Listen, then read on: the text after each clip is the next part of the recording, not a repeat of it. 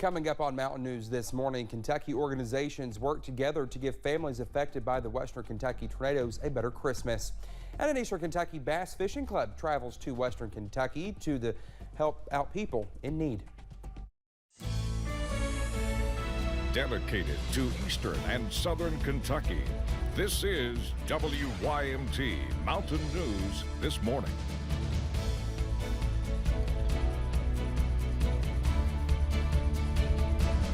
Good morning to you. It's Monday. I'm Dakota Makris. Thanks so much for waking up with us. It's 6:30. I think I mentioned the time. Well, I don't remember. All right, let's go over to Brandon for a look at that forecast. Brandon, we're taking that forecast in small doses this morning. You know, right now it's kind of cold. Your car might be frosty, so you better, start it early so you can have a warm car. Exactly, or scrape it off a little bit there this morning, because you're right, it is a little bit frosty out there this morning in some spots. Cold across the region. Let's go over to Norton. Our traffic camera over there on US 23 this morning. We're going to continue to see conditions not too bad as we head out the door. We're going to continue to see again maybe some slick spots in some areas thanks to some water over the roads. Temperatures right now 21 Monticello to 29 in Jackson as you head out the door this morning. We're going to continue to watch that trend. And it's cold across the region. The only 40 on this map is Atlanta at 41, Myrtle Beach even at 37 there, Roanoke at 25, Indy's at 24, St. Louis at 26. Forecast for today, last full day of fall. There we go. I'll get those words in the right order here in a second. 49 a forecast, high under sunny skies, a few clouds tonight as we drop down into the low 30s. Dakota? All right, Brandon, thank you. Well, one couple and their organization, Kinder Kids, spent Sunday bringing toys to locations in Mayfield and Bowling Green for children who were affected by last week's tornadoes. Laura McCauley was there as they arrived in Bowling Green and has the story. Heather Kinder and husband Ryan started the day early in Nashville shopping for toys and picking up a U-Haul before making the drive first to Mayfield, then to Bowling Green. It was devastating. When we first got there and when we dropped off the toys, it really didn't look that bad. And we saw the memorial with all the pictures of the people that had passed away. For Ryan, the work that he and his wife do with their organization is personal.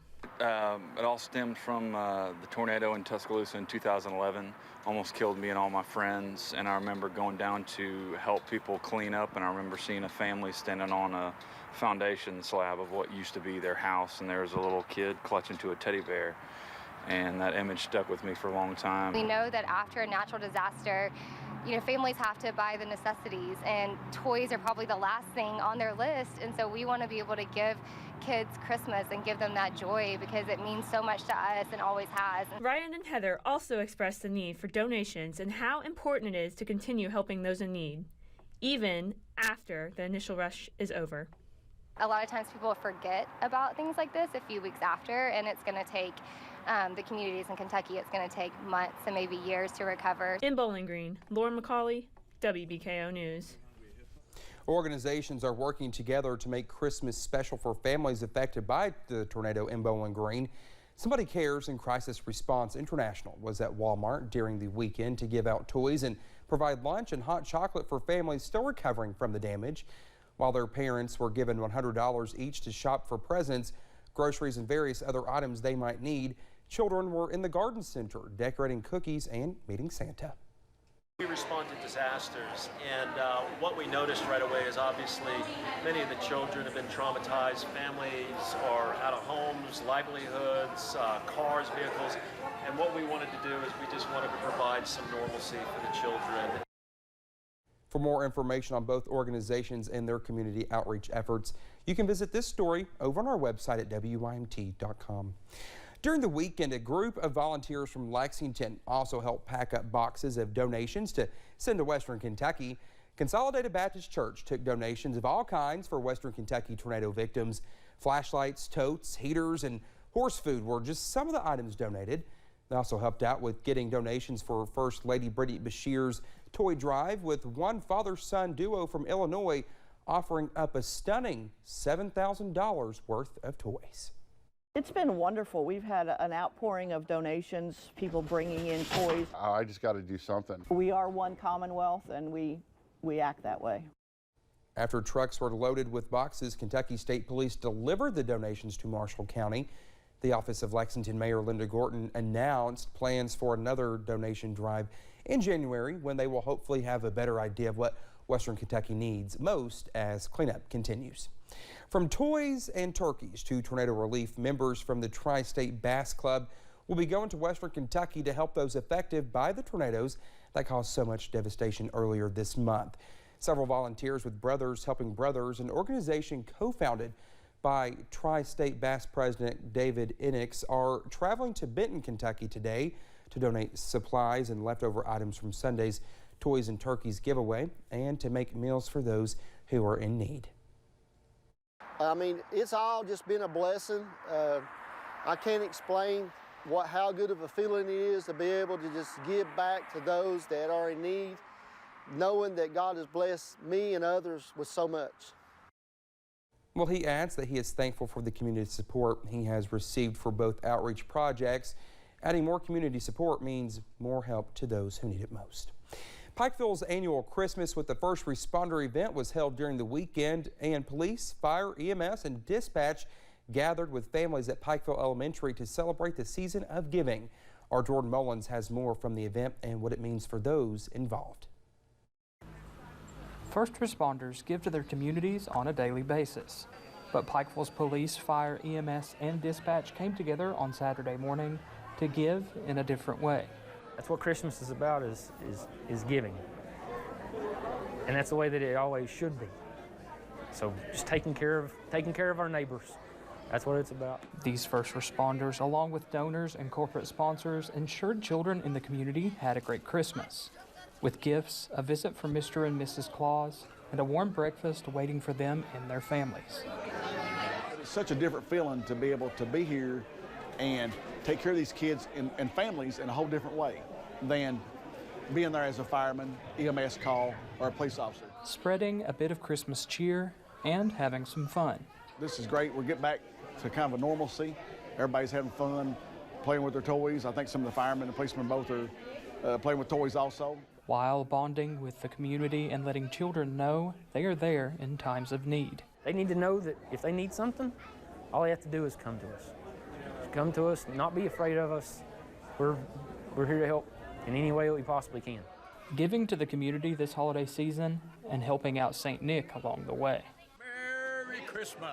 In Pikeville, Jordan Mullins, WYMT Mountain News. All of Pikeville's first responders wanted to personally thank their sponsors and were thrilled to be able to help around 40 children have a great Christmas. Volunteers in Lexington are making sure thousands of kids have plenty of toys to open this Christmas. Operation Secret Santa has been going strong during the holiday season for 5 years now. With the help of some extra elves, officials were able to provide toys and meals to more than 2,000 kids last year. And this year, they're hoping to help even more families in need. Because a lot of these families don't even know they're going to be receiving gifts. They're nominated by teachers or school resource counselors or the cabinet. But it gives us their address and their phone number and then a little bit about each child. After being given some needed information, Santa's helpers get to work filling sacks with personalized presents and loading their sleighs to drop the gifts off on families' doorsteps. During the weekend, more than 2 million volunteers from across the country took part in a 30-year holiday tradition, laying wreaths in honor of fallen service members. WYMT Washington News Bureau reporter Kristen Casper takes us to Arlington National Cemetery and explains how it all began. An annual tradition here at Arlington National Cemetery. Volunteers laying more than 250,000 holiday wreaths on the headstones of fallen soldiers. After a week-long journey from Maine to Virginia, nearly 70 tractor trailers are unloaded. Thank you so much. Arriving alongside the convoy is Gold Star wife Nancy Mina. And I love coming here. I come all the way from Oregon to visit him. As she puts it, her husband's dreams were cut short in 1984 while she was pregnant with her 5th child. Captain Philip Mina was shot and killed while serving in the National Guard. Nancy says she became involved with Wreaths Across America after noticing one year someone had placed a wreath upon her husband's grave. There was snow and there was the wreath, and I was just overwhelmed that someone would take the time to remember him, and it just meant the world to me. This holiday season, there will be an empty seat in many homes for one who is serving or one who made the ultimate sacrifice.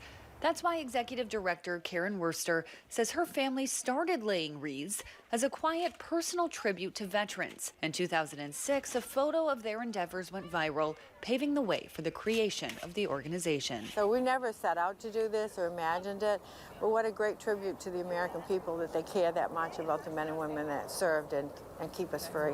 Worster says this year, 3,100 locations across the country and overseas are taking part. Reporting in Washington, I'm Kristen Casper. Now, the wreaths will stay in place until January 22nd when organizers will host their annual Wreaths Out ceremony. The public is welcome to attend. Well, we told you last week about a new children's book to teach kids about the duties of the police, raise funds for community outreach, and pay tribute to a local hero. During the weekend, author Elizabeth Thompson and illustrator Chris Epling attended their first book signing event. Hammy Visits the Police Station follows Hammy, the department's official plush pig mascot, and his adventures to the police department on a tour from Officer Scott, a character created as a tribute to fallen officer Scotty Hamilton. They do more than just, you know, answer complaints and write tickets. They give back to the community. They work out in the community. They change tires. They, help save animals. They come to you in any sort of, emergency that we can possibly respond to. All funds raised from book sales will benefit the department's community outreach programs. The book can be found at the Pikeville Police Department or for Amazon Kindle downloads for $5. Some exciting things are in the works over in Clay County as tourism officials announced the upcoming possibility of a new ATV park. As part of their adventure tourism initiative, 2 possible properties are under consideration. Tourism Director Tim Parks says the park will bring opportunities all year long. With that stuff comes new infrastructure, which is new hotels. So that is some things that we're really putting our foot down and trying to do. And naturally, we still have the events, the festival. We've got a brand new ATV club here. We've got a brand new hiking club here, and that's all part of adventure tourism. Officials say more updates on the new park will be available in the coming months.